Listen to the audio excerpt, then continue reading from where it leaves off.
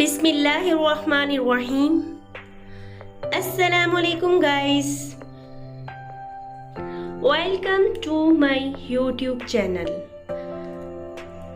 Anam unique stories.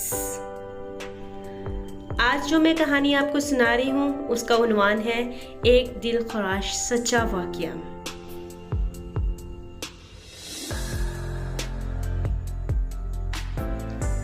एक दिन ईशा बर्तन धो रही थी कि इसके हाथों से पत्थर की प्लेट टूट गई और वो बहुत ज़्यादा घबराने लगी कि अब तो मेरी खैर नहीं, और प्लेट को छुपाने लगी थी। इसकी जालिम सास आ गई।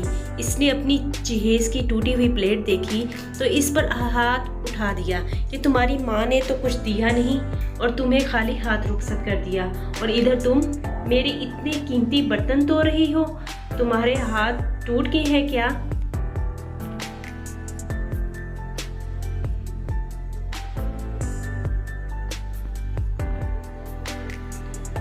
ईशा की आंखों से मुसलसल आंसू बह रहे थे।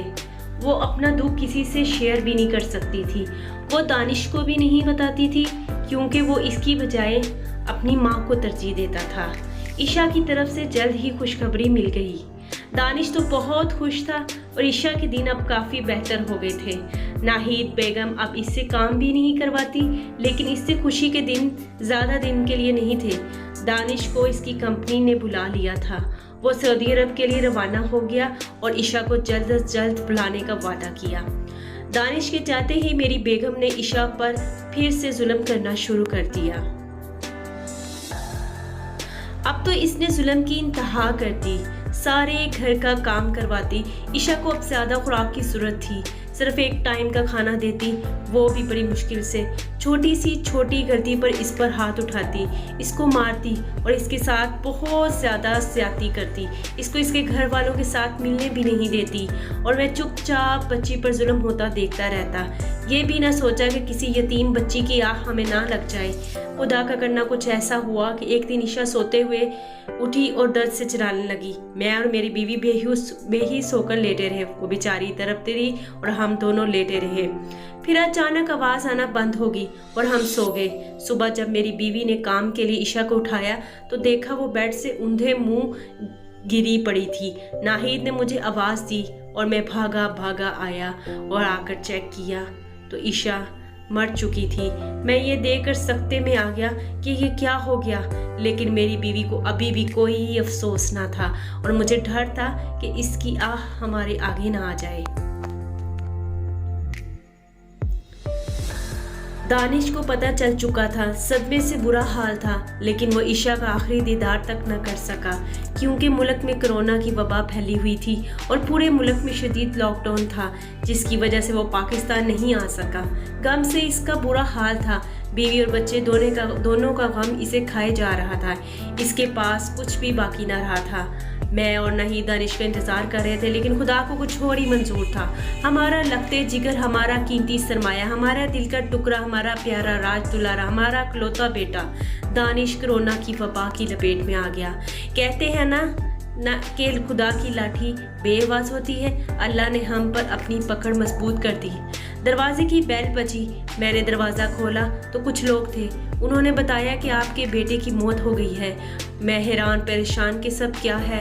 मेरी बीवी भी भागी आई और इनसे पूछने लगी। उन्होंने बताया कि हम दानिश के दोस्त हैं। कोरोना की वजह से हम वापस आ गए, लेकिन दानिश की वहाँ मौत हो गई और कोरोना की वजह से मैयत को लाने की इजाज़त नहीं मिल सकी। हम तो ये भी नहीं जानते कि उसको दफन कहाँ किया गया। नाहिद बेगम वहाँ ही सदमे से गिर गई और बेहोश हो गई। जब होश आया तो पागलों की तरह हरकतें करने लग गई और अपना ज़हनी तवाज़ुन खो बैठी। हर वक्त दरवाजे को घूरती रहती और बार बार कहती कि वो देखो मेरा बेटा आया है, मेरा दानिश आया है, और बार बार खुद को कोसती और माफ़ी मांगती और कहती कि मुझे माफ़ कर दो ईशा, मुझे माफ़ कर दो। मैंने तुम्हें मार डाला, तुम्हारा कत्ल कर दिया। सबके सामने वो यूं ही चिल्लाती रहती और बोलती रहती, चीखती चिल्लाती रहती, हाथ छोड़कर माफ़ी मांगती रहती कि लोग आते اور تھو تھو کرتے اور توبہ توبہ کرتے جاتے، ساتھ میں یہ کہتے جاتے کہ یتیم بچی کی آ لگی ہے۔ اس صدمے میں مجھے فالج ہو گیا اور میں بستر پر جا لگا۔ 2 سال ہو گئے ہیں، میں چل پھر نہیں سکتا۔ دنیا میں ہی میں اور میری بیوی سزا بھگت رہے ہیں اور اللہ سے ہر وقت اپنے گناہوں کی معافی مانگتے ہیں کہ شاید اللہ ہمیں معاف کر دے۔ اور میری سب سے گزارش ہے کہ خدا را سب کی بیٹیوں کو اپنی بیٹیاں سمجھے اور ان کے ساتھ پیار اور محبت سے پیش آئیں، اور وہ رویہ جو اپنی بچیوں کے لیے رکھتے ہیں وہی دوسروں کی بچیوں کے لیے بھی رکھیں، اور ہمارے لیے بھی دعا کرنا کہ اللہ ہمارے گناہ معاف کر دے۔ علیم صاحب نے یہ واقعہ خود اپنی زبانی امام صاحب کو بتایا اور انہوں نے کہا کہ یہ واقعہ سب کو سنائیں کیونکہ یہ میری زندگی کی حقیقت ہے۔ انہوں نے کہا کہ میں نہیں چاہتا کہ کوئی اور ہماری طرح بد نصیبی والی زندگی بسر کرے۔